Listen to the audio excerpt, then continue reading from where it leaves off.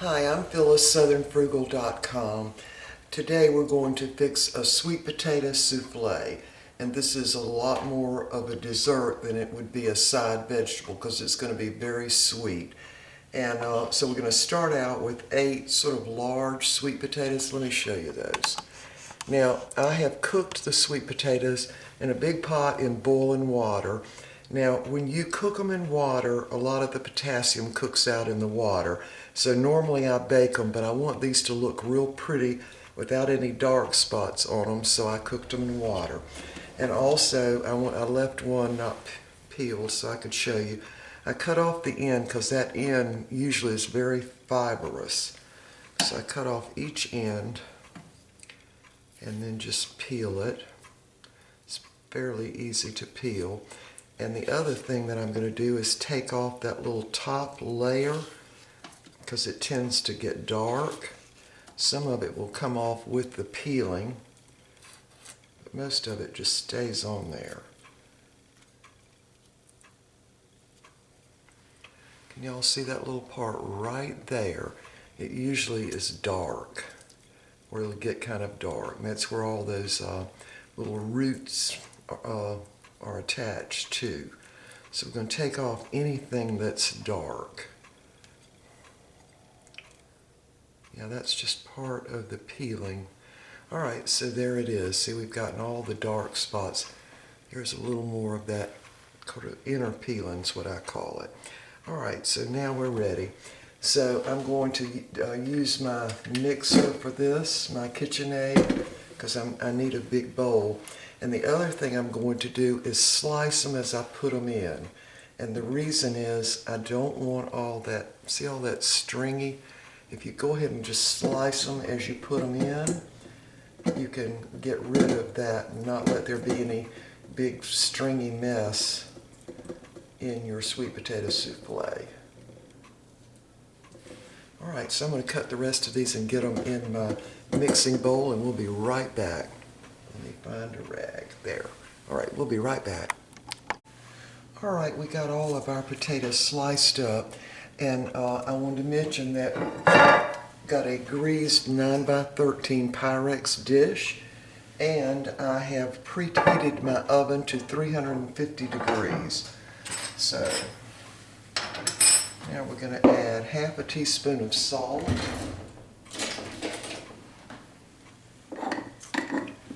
And this is sea salt, so half a teaspoon for it to be enough.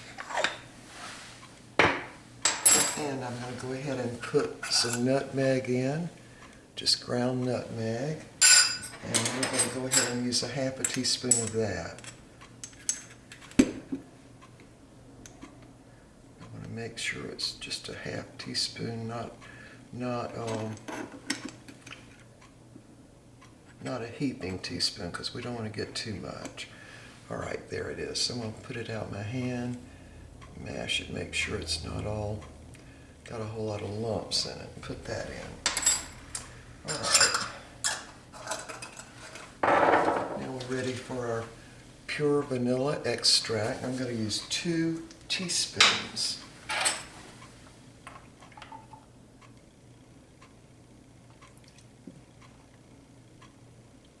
All right, got that in.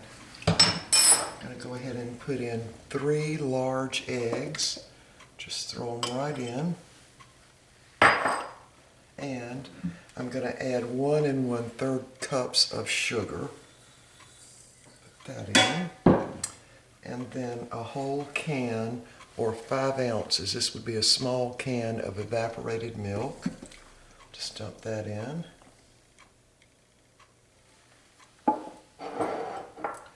3/4 a cup of melted butter. Just dump that right in. You want to make sure it's melted. All right, that's it. Now all we need to do is cut this on and get it all mixed up. All right, so we'll be back when this gets ready.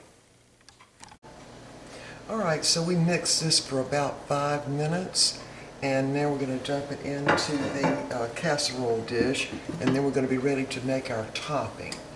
And take this off now.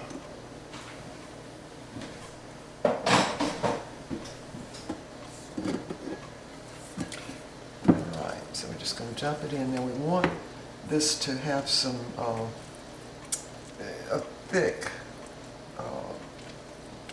pudding sweet potato souffle thing because I want to be able to cut it into small squares for servings instead of dipping it out of the pan.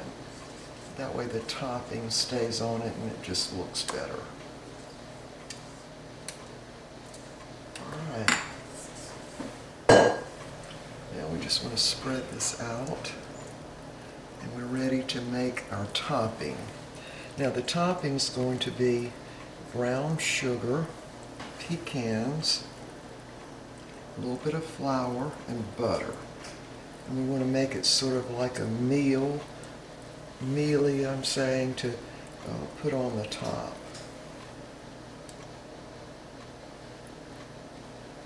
Alright, we're just going to set this aside now.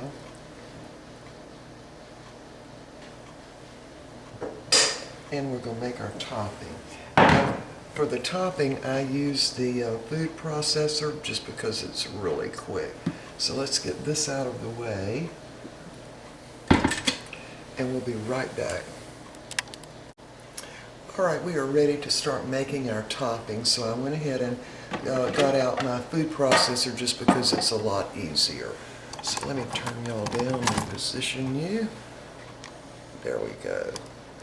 Alright, so what we're going to do is add 1 cup of light brown sugar. Just dump it in. 3/4 a cup of all-purpose flour, so that's 1/2 a cup there, and another 1/4 of a cup. I'm also using about 3/4 of a teaspoon of baking powder. Just dump that in. And 1 stick of butter, and I cut that into little bitty pieces, and it's somewhat softened. You don't want it really too soft because you want it to form kind of a mealy texture in there. Alright, so we're going to mix this up, and I'm not going to do it for just a second or two. It's going to be loud. Alright, you ready?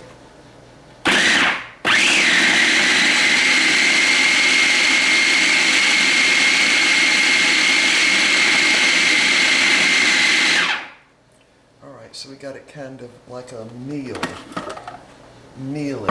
kind of with the butter.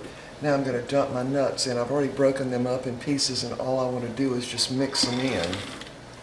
That's 2 cups of pecans broken into little pieces. Or sort of little pieces. Alright, we're just going to pulse it.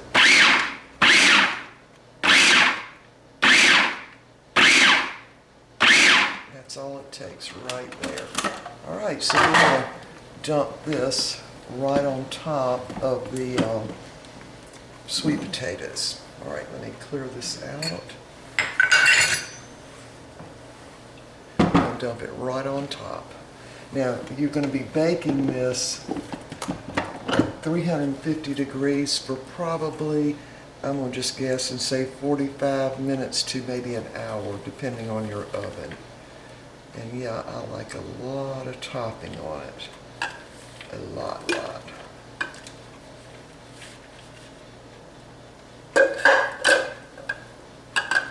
Alright, so let's see if we can spread this out. Some of that butter kind of put itself together in there. So I'm just going to use my hands and get it mixed up a little bit. Yeah, this is really sweet, and it's more like a dessert for the holidays. In fact, why don't we call this Holiday Sweet Potato Souffle? And it's going to form a little crust on it. See how the pecans are in chunks rather than ground all up. There it is. Alright, I'm going to finish spreading this out a little bit better. Get that butter better distributed. I want it in somewhat in little pieces. Alright, y'all, we're going to put this in the oven at 350 degrees, 45 minutes to an hour, and it's going to form a little crust over the top, and hopefully then we'll be able to slice it into squares. Alright, we'll be back.